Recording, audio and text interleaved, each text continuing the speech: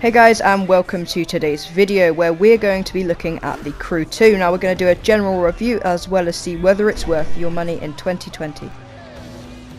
So the Crew 2 is known to be one of the most diverse open world games, with everything from racing supercars through streets at over 200 miles an hour to flying helicopters or even driving hovercrafts. So first, because of this, we're going to look at the many racing options, so let's get into it. There are a total of 13 different types of races and events. There are point-based events such as drifting and air acrobatics, as well as more traditional races in boats and hypercars. Most of the ground races are based on open tracks or courses with checkpoints. However, there are also touring car and Formula 1 style races where you can race on a selection of fantasy racetracks. While the bulk of the game is racing against AI, you can also add your friends into the race as well and take on any event as a team. What's great about this is that if you do not win the race but your friend does, you can get the rewards and credits as if you had. As well as this cooperative approach to multiplayer, you can also play PvP events where the whole grid is made up of 7 other players. However, Ubisoft has made this a relatively small part of the game. So overall, there is definitely something for everyone when it comes to racing events with such diverse options. So this brings us to the cars, or should I say vehicles. So I've mentioned that there are 13 different event categories, and for each of these a different vehicle type is needed. There are almost 350 different vehicles of all shapes and sizes from the brands you know and love. You can purchase cars and vehicles from the HQ of the event type it is made for, in exchange for in-game credits. The customization of mainly cars is also a highlight of this game. You can completely transform the look of your cars, whether that's by adding huge carbon fiber wings or by changing the color and even design of the interior. The tuning of the car's performance, however, is not nearly as good. The only way to make your cars perform better is by upgrading parts which you earn through events. There is no fine tuning here in this game, unlike something like Forza Horizon 4. All you can do is swap old parts for new ones with a higher number, which is relatively unsatisfying. The only good thing about this system is that you can work out which races your vehicle will be competitive in by the performance level determined by its parts. Okay, so next we're going to talk about the progression for this game, as this is a big topic when it comes to games like this. So the progression for this game is based on social media followers. By completing events, you gain followers and fame, which translates into icon levels. Every 100 icon levels, you unlock a free vehicle. For me, however, the main sense of progression is through the cars, planes and boats I buy. Because you only start with one rather slow car, boat and plane, compatible with only one of the 13 event types, it's satisfying as you buy new vehicles to be able to participate in more events. Every race has a standard and a hard mode, so it's great that after completing the standard level of many events, you can come back later when you have bought a faster vehicle and take on the harder levels for greater rewards.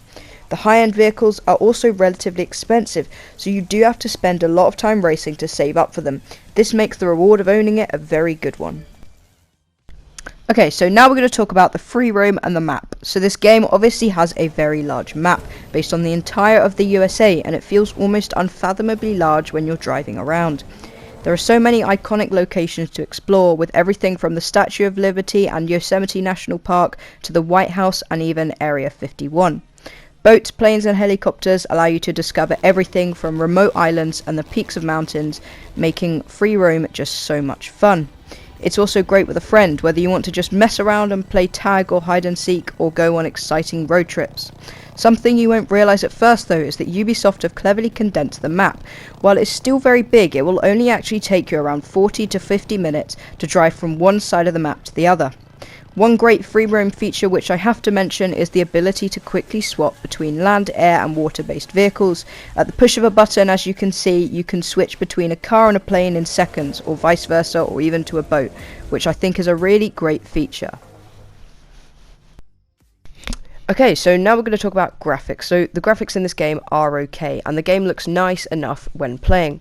When you look closer, however, you will notice that some textures do start to fall apart, and the detail isn't quite that of other modern titles. Overall, however, the graphics are good enough, and while maybe not as clean as something like Forza Horizon 4, you have to give Ubisoft credit for making the game look consistently good over such a large map. On screen, I should have some samples for you to look at as well. Okay, so now onto the updates, as Ubisoft has made some big changes to this game since its launch in mid-2018. So the reviews were mixed at release. Some people loved it, while others not so much. Many criticised that the game had no PvP, that the in-game economy was broken, and that wall riding made it too arcadey.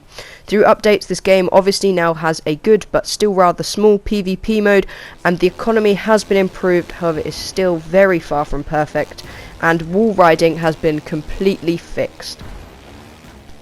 So, on to the final verdict for this game in 2020. So overall, it's honestly amazing for anyone who enjoys a good old open world arcade motorsport based game. Whether you like the look of the flying, the racing, or who knows what, the possibilities are honestly endless, as this game has so much to offer. It is especially good if you have friends who also play it, and while there are some imperfections, as always, Ubisoft are actively updating the game, bringing new features, and especially because this game is only £15 from Amazon, brand new, I think there is no better time to buy it than in 2020. Thank you for watching this video. Please like and subscribe, it means so much to me. I put hours into these videos, and I'll see you in the next one.